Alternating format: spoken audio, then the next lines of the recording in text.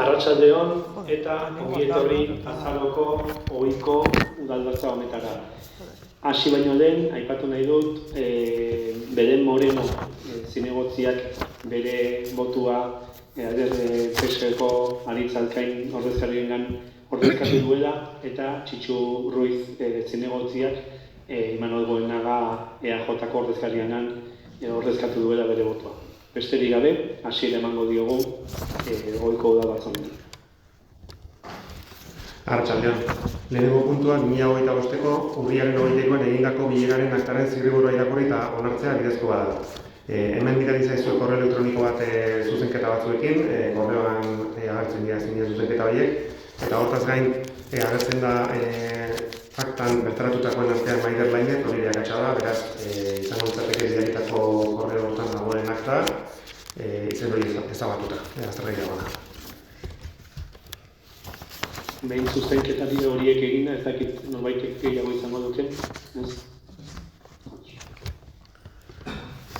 Bigarren puntua, Andoaingo udalak Gipuzkoako garraioaren lurralde agintaritza partzuergoan sartzearen onarpena.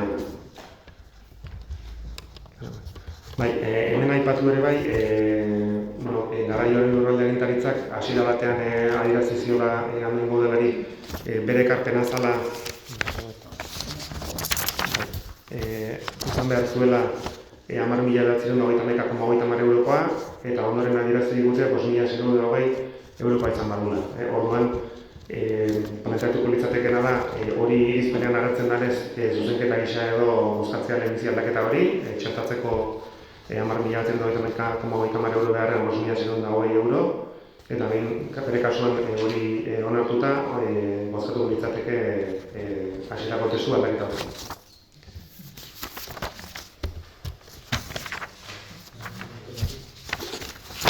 Bai, arratsaldean, proposamenak 8 puntu dagazki eta aurrengo hauek dira. Lehenengoa, Andoaingo udala partzuergoan sartzearen onespena ematea, bigarrengoa onespena ematea agintaritzaren estatutuei, hirugarrengoa hasierako onespena ematea, laugarrengoa tarifen integrazioko sisteman ezartzea, lantzkidetza hitzarmen batian, baita ere beste puntu bat edukiko du bertan, zerbitzu publikoaren kudeaketa, kasu honetan Urpa SL enpresa emandakoa. Bosgarrena, ekarpen ekonomikoa, nahi esan duen bezala, aldaketa egon da, eta 5.620 eurokoa izango da. Seigarrena, ordezkaritza izendatzea, titular gisa, Andoni Alvarez alkatea, eta ordezkoa Xabier Fondon nindeu. Zazpigarrena, erabaki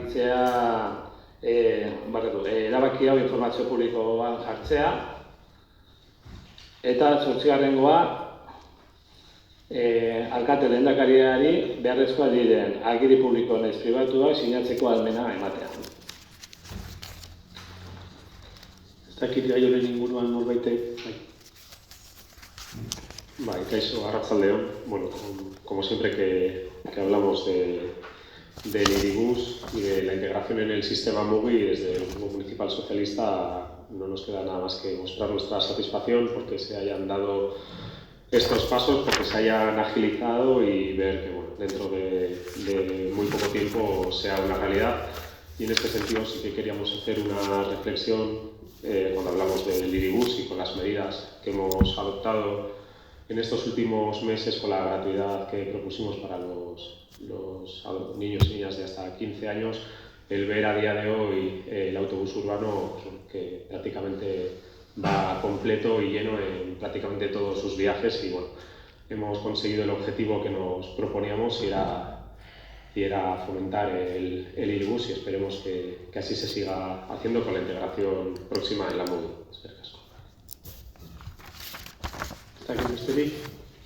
Orduan bi bozketa egingo genituzke, bat kopuru aldaketa bozkatuko genuke eta gero proposamena dela. Orduan kopurua aldatzearen aldeko bozkak? Aho batez onartzen da. Eta orain, proposamenaren aldeko bozkak? Aho batez onartzen da. Hirugarren puntua, 2025 10 zenbaki dun kreditu aldaketaren berri ematea, Bertsi. Bai, kreditu aldaketa hau, pasaden gai hori buruz, pasaden udalbatzaren itzen genuen, hau da, Bertxineko zentralean izan zian, kalteak eta konpontzeko kreditu eta aldaketa bat egitea dakarkigu gaur hona bozketara. Dakizuen bezala, azkeneko hilabetetan egon dira kalte ugari Bertxineko zentralean eta hori konpontzeko 250.000 euroko kopurua behar dugu. Kopuru hau gerakinetik hartuko dugu eta gaur hona berri ematea dakarkiguna da, kopuru hori gerakinetik hartuko dugu da, aldik eta azkarren Bertxineko zentrala konpontzeko lanekin hasteko. Ez dakit honen inguruan norbait ez da esan nahi, bai? Aurreko udal batzan mozio bat erregistratu genuen eskatzeko gobernu taldeari lan hauek, Bertxinen egin beharreko lan hauek urgentziaz egin zitezen eta pozik gaude hau bat ez onartu zelako mozio hura eta hilabete berandu baterago kreditu modifikazioa aktibatu dalako. Pena da, hau irailean lehen txosten teknikoa meginen zeudenean ez aktibatu izan automatikoki ez, eta galdu behar izan dugula kasi iraila, urria, azaroa, eta kasi abendua atarian jarri beharrako ez. Baina, atzera begiratzak ez du dagoeneko balio, pozik gaude aktibatuko dalako, eta izan da hilabetera Bertxingo zentralik eta extern berri hori irekita eta funtzionatzen ikusteko lehen urratsa. Eskerrik asko. Esan bezala, gai hau berri ematea da eta ez dugu bozkatuko. Laugarren puntua, 2025 11 zenbaki dun kreditu aldaketa onartzeko proposamena. Bai, puntu honetan, bozkatuko dena da, 6 barroko kreditu aldaketak dira guztira 95.000 eurokoak, kultura sailekoak eta gizarte zerbitzu sailekoak dira, eta denez urren sail bakoitzeko zinegotzi aldunek abiratziko dizkigute zertan datan kreditu aldaketarik. Arratsaldeon denok, Kultura eta Hezkuntza Sailetik proposatzen dugun kreditu aldaketa 4 partidetan islada dauka. Guztira 37.000 eurokoa litzateke. 3-9 partidatik kulturekintzak, urtero bezala, Bastero Kulturguneko programazioaren barruan, Gabon Giroan izeneko programazio berezi bat egiten dugu. Antzerki, musika, kontzertu eta ikuskizunez osatua. Aurten, aurreikusi gabe zeuden hainbat gastu direla eta horretara egokituta dagoen partidan, ez dago nahiko krediturik, eta hori dela eta 12.500 euro gehitzea aurreikusten dugu partida honetan. 2-7 partidaren kasuan, zinema zerbitzua. 2015ko aurrekontua, ataraino zinema zerbitzuko gastua, 3-9 partidatik, kulturekintzatik, egin izan da, eta urte horretan, bere partida propio izatea aurreikusi genuen. Oraingo honetan ere, ez da iristen partidan dagoen diruarekin, urte amaiera arteko saioak egin ahal izateko, eta horregatik partida honi 9.500 euro gehitzea aurreikusten dugu. 2-8-3 partidaren kasuan, Isturitzaga Dorretxean.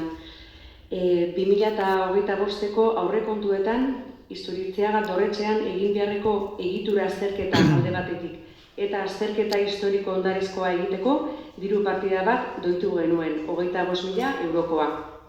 Lehen azterketaren kasuan, egiturazkoa, azterketa hau eginda dago, baina bigarren azterketa inalizateko, hau da historiko ondarezkoa egiteko, ez da iristen krediturik eta hori dela eta partida honetan 5.000 euroko igoera egingo dugu.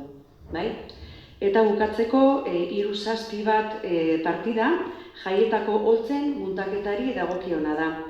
2025ko ikainean Nafarroa plazan montatu beharreko holtzaren muntaketan ez beharrak egon ziren. Bertan zeuden obra batzuen ondorioz, holtza garraiatzen zuen trailerra, ezin izan zuen montaketa guneraino iritsi. Horrek beste garraio bat erabiltzea behartu gintuen. Eta ondorioz, kontratuan horrelako ez beharrau aurreikusi gabe zeolako, festetako kioskoan montaketako partida hau onditu beharko dugu 10.000 eurotan. Bueno, jarraian gizarte zerbitzuetako kreditu aldaketa azalduko dut. 2025ean etxez etxeko laguntza zerbitzua ordaintzeko partida 80.000 eurokin hornitu zen, 24ean baina 1.000 euro gehiago eta urtean 32.000 zerbitzu ordu ematea aurre ikusi zen, baina datuen arabera urriko datarekin jada 28.950 ordu inguru erabili ditugu sailean eta horrek azterketa bat egitera eraman gaitu. Orain arteko hilabeten kopurua kontutan hartuta aurre ikusten da gutxienez urte bukaerara arte 2.500 ordu gehiago beharko ditugula. Zerbitzu ordu horiek ordaintzeko 48.000 euro gehiago beharko ditugu. Alkateak esan bezala diru hori sail barruko beste partidetatik bideratuko da. Partida honetara zehazki 25.000 euro erabiliko dira gizarte laguntzako laguntza izeneko partidatik eta 13.000 euro belaunaldien arteko programatik. Ez dakit honen inguruan, no? Bai. Bueno, eskerrik asko por la explicación. Bueno, a ver, sabemos que llegado final de año pues toca hacer estos ajustes en partidas. Nosotros hemos estado en el equipo de gobierno y sabemos qué pasa, entonces qué pasa y que seguirá pasando de aquí a que acabe el año. Pero sí que queríamos ser un poco críticos porque se nos pone de manifiesto, sobre todo en dos partidas, no tanto en las que hay que ampliar, sino en las que se está reduciendo, y así lo dije en la comisión. Y me voy a referir a dos, y una es el programa intergeneracional y otra es la partida de equipamiento de la guardería. Con respecto al programa intergeneracional, pues bueno, es el segundo año consecutivo que se destinan 13.000 euros para un programa intergeneracional entre personas jóvenes y mayores, y es el segundo año que por falta de iniciativa o por falta de gestión, pues bueno, se vuelve a quedar a cero. Y sí que con eso tenemos que ser críticos, porque cuando hablamos de cuidados y de cuidar, de Andoain, un pueblo que te cuida, y hacemos incluso un mercado del cuidado. Ayer en los premios de Calvarregui hablábamos de los cuidados, pues esto son cuidados también, y mantener 2 años una partida para un programa intergeneracional y dejarla los 2 años a cero, pues no es precisamente el mejor ejemplo de cuidar ni a nuestros mayores ni a nuestros jóvenes. Es verdad que se han hecho cosas, que el Instituto Leizarán está trabajando con nuestros mayores, y desde aquí lo quería agradecer y poner en valor y reconocerlo, porque además lo veo cada miércoles y cada jueves, pero repito, esta iniciativa del Instituto Leizarán y no a iniciativa nuestra, y todos sabemos que cuando se hacen cosas se ve en el presupuesto. Y bueno, eso por un lado. Y por otro, con respecto a la partida del equipamiento de la guardería, no se ha utilizado nada de los 12.000 euros, y somos conscientes, porque así lo hemos hablado también en las comisiones, el problema que hemos tenido este año con las olas de calor y la falta de sistemas de climatización. Ni siquiera hemos tenido quejas de padres y de madres.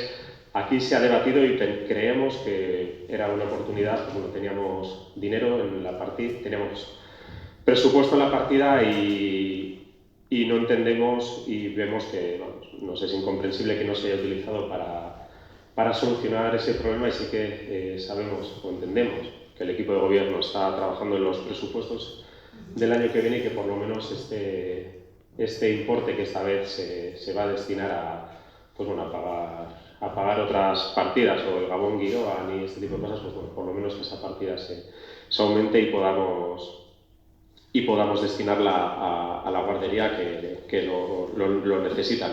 Por lo tanto, no vamos a votar en contra, porque esto hay que pagarlo, pero tampoco podemos votar afirmativamente como lo que acabo de comentar ahora mismo, nos abstendremos. Guk batzordean aipatu genuen aldeko bozka emango dugu, baina bozka kritikoa alde batetik Izak aipatu du etxez-etxeko laguntza udal eskumen bat da eta udalari dagokio zerbitzu hori hornitzea. Egia da zerbitzu hori geroz eta esango eraldaketa prozesu batetan dagoela, baina bai geroz eta konplexuagoa da, geroz eta zabalagoa, banitzagoa, eta horrek zerbitzua geroz eta gehiago zabaltzea, plantatzea eskatzen du. Beraz, ez dugu horren aurka egingo, ulertzen dugulako udalaren eskudentza dela, eta udalari dagokiola, beraz, horren ez daukagu ezer kexatzeko. Emergentziei buruz ere, iztuitza lanketan eginean, zerbait eroritzen bari ma, edo hori gertatu daitezkioken zerbait da, gaur egun gobernuan dagoenari, edo oposizioan gaudenoi, edo adibidez trailer bat edo grua bat Plaza Nafarroan sartu behar izatea, hori da, ez ustekoak, sortzen diranak, eta horiek ezin bestean beharretza dituzte egokitzapenak egitera, ez? Baina bai, larritzen gaitu, ez da lako lehenbiziko urtea, aurreko urtean berdin basazan, aurreko bai, urte bukeran kulturen iztegera oso programazioetetik oso urri, eta beti gabon giroenerako ezin diruz nola hornitu partida hori, ez? Eta hori jada estrukturala da zerbait da. Orduan nik uste bai, behar dela baitera aurreikuspen bat, urtean guztian zehar ze hornidura daukagun ikusi, urtean zehar ze programa egon behar duten, kale giroan, zirkus, gabo giroan, eta saiatu diru hori modu arduratsuan responsablean kudeatzen. Zer baino urte bete, gogoan badezu ere, diru kreditu modifikazioak egiten eginean diru zornitzeko, aurten berriro, horrez nahi du, onbotz gelditzen gerala, edo behar beste gastatzen dugula, eta urte dukaren ez dakigula zer egin, zer hori da beste kexea diritzizeguna baita ere ez. Badakigu programazio kultural batetan gauza esperimentalak, tokiko sorkuntzakoak, eta gero punta-puntako kultur ikuskizunak karri behar direla, bai iztegu kritika bat apala dela urtengo programazioa. Bai egon dela nola bateko ambizio falta bat edo gutxinez atzera pauso bat. Eta ez dakit ambizioa da kantidadean edo kalidadean, baina bai da kexa bat iritsi zaiguna leku ezberdinetatik. Ez dakidan aurrekontuak itota ezin izan dugulako espektatiba aldo izan, baina behintzat gogeta bat egin nahi nun, planifikatu ezin daiteken hori ezin da planifikatu, baina bai guri dagokiguna planifikatzea zorrotzago egin beharko genukela. Ez genuko nahiko hurrengo urtean berriro ere halako ohiko partidak diru zornitzen eman behar bukatu behar izatea barkatu. Niri dagokidanean batzordean azaldu zitzaizuen belaunaldi arteko programaren partida zergatik ez genuen erabiliko, arazo teknikoak diren, edo behintzat arrazoi teknikoak baziren, egia 2 urtez gertatu den zerbait dela, baina eske gizarte zerbitzuetan 2 urtez egoera antzekoan egon gara, nire aldetik babes politikoa ere badauka, horrek kontua da bai teknikoki eta bai politikoki, eta ulertuta eta partekatuta zuekin belaunaldien arteko programa batek gizartean ze onura eduki dezaken andoaindarrontzat, bada guretzako ere zerbait jarraituko duguna eta hurrengo urteko aurrekontuetan berriro txertatuko duguna, eta hori da. Está bien que los presupuestos del año que viene se contemple, pero ya vamos viendo que no es ninguna garantía. Lo que queremos es que se incluya en los presupuestos y que se ejecute de verdad, o sea, que se realice, que se gaste. Que nuestras personas mayores y los jóvenes nos lo están reclamando y además tenemos unas oportunidades entre otras con el Instituto Licerán, que yo creo que son muy bonitas y que hay mucha masa de trabajo ahí. Entonces, incluir en el presupuesto sí, pero llevar a cabo y tener iniciativa para realizarlas también. Azpimarra egin nahi nuen guretzako ere oso garrantzitsua dela, eta eske badirudi ez egiteak esan nahi duela ez diogula nahikoa garrantzia ematen, eta ez da horrela.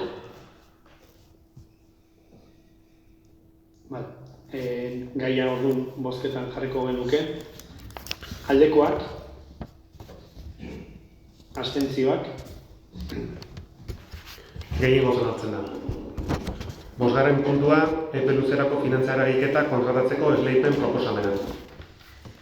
Bai, dakizuen bezala, kiroldegia eta zerbitzutako pabelloia egiteko mailegua eskatzeko prozedura abiatu genuen, eta prozedura hortan gaur beste urrats bat emango genuke gaurko proposamena onartu ezkero. Gaur onartze datorren proposamena zehazki abiatu zen azaroaren 10ean egin zen lehenengo sobraren proposamenean. Bertan, Andoainen bulegoa duten banketxe ezberdinek egin zuten beraien proposamena eta egiaztatu zen dokumentazio guztia ondo zegoela. Azaroaren 11ean bigarrengo sobrea ireki zen eta eskaintza guztiak aztertu ondoren ikusi zena zen Rural Kutxarena eta BBV-rena zirela eskaintzik onenak. Zehazki, Rural Kutxaren proposamena 8.064.519.519,35 eurotakoa eta Euriborra gehi 0,19ko diferentzialarekin izan zen, eta BBV-arena kopuru berdinagatik eta Euriborra gehi 0,44ko diferentzialarekin. Ondorioz, finanziazio osorako, bi finanziazioen batura, 17.759.188.188,70 da, eta kostua izango ditzake Euriborra gehi 0,3 bat bost. Guztira, mailegu honen epea 18 urtekoa izango da. Lehenengo 3 urtetan erabilitakoaren gaineko interesak ordainduko dirateke eta gainerako 15 urteetan amortizazioa. Behin gaur plenoak onartuko baduke, hurrengo urratsa Aldundiaren baimena eskuratzea izango litzateke. Dakizuen bezala, aurrez ere horrela adierazi genuen, prozesua abiatu genuenean Aldundiarekin izan genituen hainbat bilera eta prozesu honen berri une hori dauka Aldundiak, eta orain beharko genukena da proposamen honen inguruko azken onespena eta behin Aldundiak baimendu ondoren sinatzea geratuko litzateke. Ez dakit honen inguruan norbaitek nahi duen zerbait? Hace 2 meses apoyamos el modificativo de crédito para iniciar los trámites del préstamo, pero ya dejamos claro que nuestro apoyo no era un cheque en blanco, sino una oportunidad para llegar a un acuerdo. Exigimos entonces al alcalde la presentación de un plan económico-financiero completo y serio que explicase y avalase la viabilidad de la operación. Y formulamos hasta 16 preguntas para conocer, entre otras cuestiones, qué medidas estructurales deberemos adoptar en los próximos 18 años, que es el plazo que tiene este préstamo, para devolverlo, teniendo en cuenta que actualmente en torno al 90% del presupuesto municipal es gasto comprometido. 2 meses después de aquella primera petición que les trasladamos, la situación es exactamente la misma. Ni nos han presentado el plan económico-financiero, ni siquiera nos han presentado un borrador, ni nos han respondido a nuestras preguntas, ni han ofrecido una sola explicación. Una vez más, ustedes no nos han facilitado la información que les solicitamos. El Partido Socialista ha estado dispuesto a alcanzar un acuerdo con el Gobierno municipal para aprobar esta operación, pero no podemos respaldar un préstamo de casi 18 millones de euros sin saber aún cómo se va a devolver. ¿Qué ajustes estructurales aplicará el equipo de gobierno? Hablamos de posibles reducciones o la eliminación de servicios municipales, recortes en subvenciones, incrementos de impuestos y tasas o incluso reducción de personal municipal.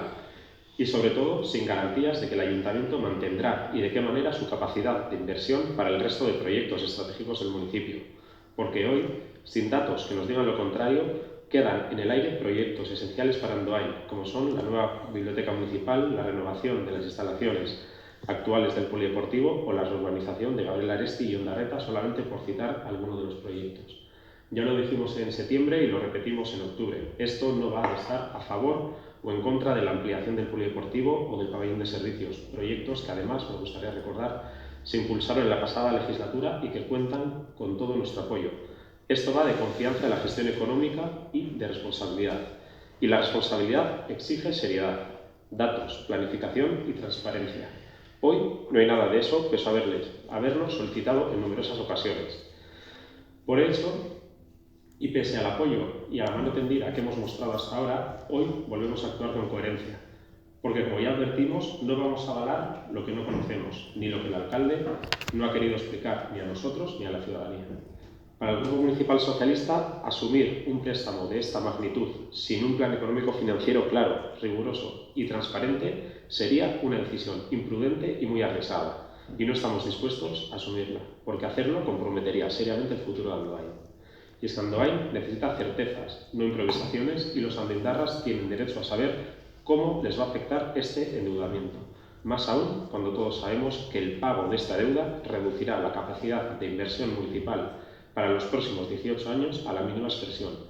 Y ante una decisión tomada así, sin datos ni información, nuestra postura es clara: proteger el futuro de Andoain, porque nuestro compromiso también es claro. Seguiremos trabajando para que Andoain avance, sí, pero nunca a costa de poner en riesgo su futuro. Ese es nuestro deber y lo cumpliremos.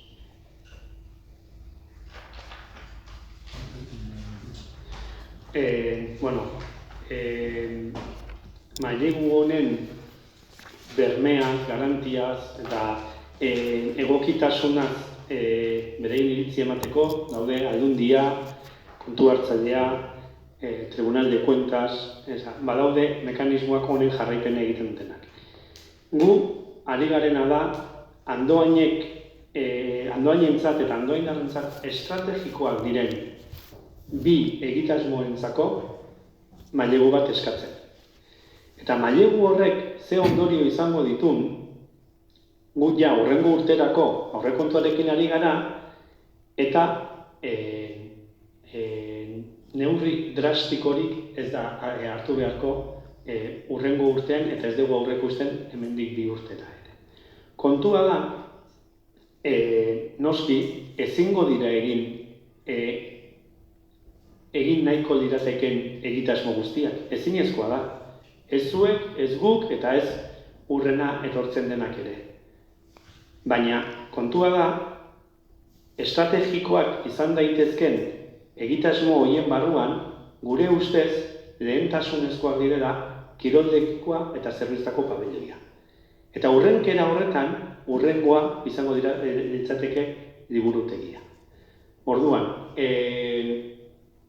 laizter pasako dizuegu 2026ko aurrekontua, bertan ikusiko duzu aurrekontu proposamena, bertan ikusiko duzu ez dela halako neurri drastikorik edo hartzen, eta gure aurreikuspena da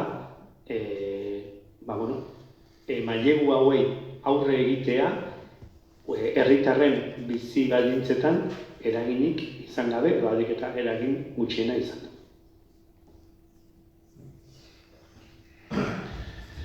Bueno, EAJak aldeko bozka emango du gaur, hemen egin planteamendu honen aurrean, besteak beste, iraila hasieran, eta askotan atzera joten ez, esplikatzeko, kontestu jartzeko, adostu genuelako gobernu taldearekin besteak beste zein ziran Andoainek, epe ertainean esan bat, motzen ez, epe ertain luzera, zituen 3 inbertsio estrategikoenak. Eta lehentasunak ezarri behar ziren, eta adostu genitzen besteak beste, kiroldegiaren obra eta Ilarramendiko zerbitzu pabelloia zirela 2 lehentasun garrantzitsuenetarikoak. Horrek ez du esanik besterekorik ez dagoenik, baina mazduela besteak beste. Eta 2 proiektu ere gaina, zeukatela madurez edo heldutasun maila nahiko aurreratua, proiektuekin zauden, proiektu itxiekin, tramitazio ezberdinak beteta, informazio sektorial ezberdinak jasota, orduan alegia epe motzean lizitatzeko moduan zeuden 2 obra zirela. Eta horrek ematen zaitu besteak beste erabakiak hartzera. Eta erabaki behar izan du genuen, ea garaia zen 2 ekimen hauek aktibatzeko, ala ez. Eta besteak beste alkateak ebatu duen bezala, adostu genuen beste proiektu estrategiko batzuen aurrean hauek aurreratu gozaudela, liburutegia kasu, beste lako tramitazio bat eta lanketa batzuk berenik pendite dituelako, eta adostu genuen kredito honetarako ibilbideak ematen hastea. Gaur ibilbide horrei noraite beste etapa bat betetzen da, eta gu pozik gaude gaur bai bozkatzen delako hemen liburutegi barkatu, kiroldegiko lanak eta ilarramendiko lanak lizitatu, martxan jarri ahal izateko, kreditoa izatea, kredito gaitasun hori izatea. Gaur hori bozkatzen ari gara hemen, gure ustez. EAJK ikusten du, gaur bozkatzen dagoena hori dela. Guk ez dugu uste gaur rekorteak bozkatzen ari garenik, edo supresión de servicios, hori esan da. Guk gaur finantzatzen dugu, ahalbidetzen dugu finantzaketa bat, bi ekimen hauetarako soilik. Noski eragingo du horrek, herriko estruktura bat, edozein ekonomietan, edozein lekutan egin behar da bezala. Gu bai sinisten dugu, proteger el futuro andoain, guk ere bai nahi dugu proteger el futuro andoain, iruditzen dugu ezin zara jarraitu orainarte bezala improvisatu. Tokian tokiko eta garaiko proiektuak txisteratik ateatzen. Eta horretik baloratzen dugu ariketa bat egin izana, eserialdi bat egin izana, pentsatu izana, izu ditugun erronka guztiotik zein da gaur egun ditugun bi erronka potoloenak ekonomikoki. Eta behintzat ariketa hori baloratzen dugu. Hori ere bai da proteger el futuro de Andoain, ze bestela nola aktibatu halako bi proiektu, nik uste ezinezkoa zegoela, desde luego guk ez dugu bilatu bestelako formularik kanpo kreditu bat egantik ez baldin bada. Beraz, exigente izango gera, baina bai nahi dugu lan egin eta lan egiten jarraitu para proteger el futuro de Andoain, baina con un polideportivo, con unas obras del polideportivo en marcha y con un pabellón de servicio en marcha, que por cierto, a su vez nos permitirá seguir desprendiéndonos de mochilas que traemos del pasado, de alquileres que suponen a esta tesorería un gasto corriente continuado que no hace más que engordar en ese gasto corriente. Orduan, beraz, aldeztatik gure bozka baiezkoa izango da, eta behin sinisten dugu dala modu bat baita ere Andoainen alde egiteko.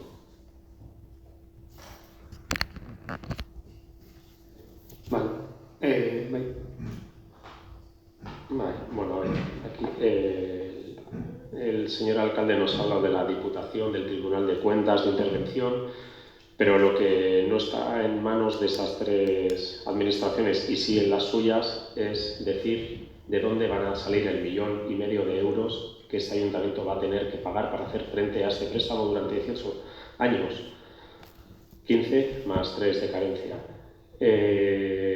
Por lo tanto, nos puede hablar de distintas administraciones, pero nosotros lo que le estamos pidiendo es esas medidas, de dónde va a salir. Y creo que hemos sido lo suficientemente claros en estos dos meses. Usted ha hablado que no va a haber medidas drásticas, pero es que no las conocemos, ni las drásticas ni las no drásticas. No sé si las habrá compartido con el resto de grupos de este pleno, pero con el Partido Socialista, que somos el principal partido de la oposición, no, y aún no las conocemos. Decía que, bueno, que no se podrán hacer todos los proyectos, pero ¿cuáles son los que no se van a poder hacer? Con nosotros ustedes no lo han compartido, por lo tanto entenderán que no podemos apoyarlo y no lo vamos a apoyar precisamente por eso, y hemos tenido la mano tendida desde el primer día. Votamos a favor, les pedimos una serie de datos, les pedimos que se sentasen con nosotros y nos lo explicasen, les dimos la oportunidad de explicarlo al Pleno y delante de la ciudadanía, y que la gente lo supiera, cuáles se van a dejar de hacer y qué medidas se van a tomar. Entonces, pues no han querido, y ya les digo, por lo que se ve, sí las conocen ustedes, pero no nosotros, y es a nosotros a quienes nos interpelan con el voto para que le apoyemos si no estamos en condiciones. Gaia orduan bozketan jarriko genuke, aldekoak, aurkakoak. Egingo zentzen. Kontrol zatia, 6. puntua, ebazpenen berri ematea, zehazki 2015 emakimunetik 2009 emakimunera eta tokiko gobernu batzarrak hartutako erabakien berri ematea, zehazki 29. aktatik 32. aktara.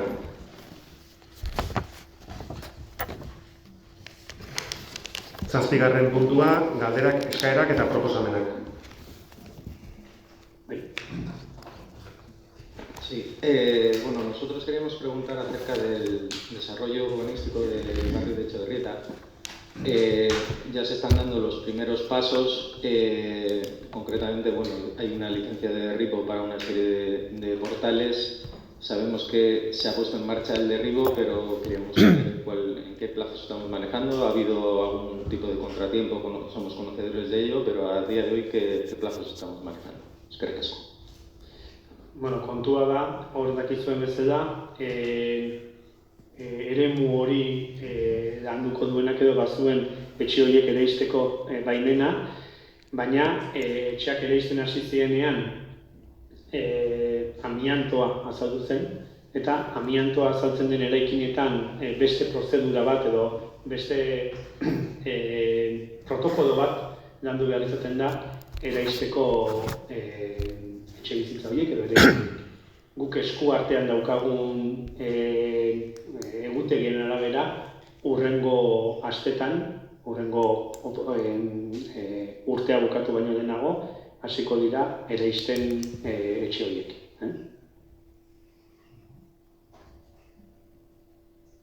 Dakit beste galdera erreguri bat dagoen? Ez? Amaitutzat emango genuke udalbatza hau, eskerrik asko eta ongi izan da.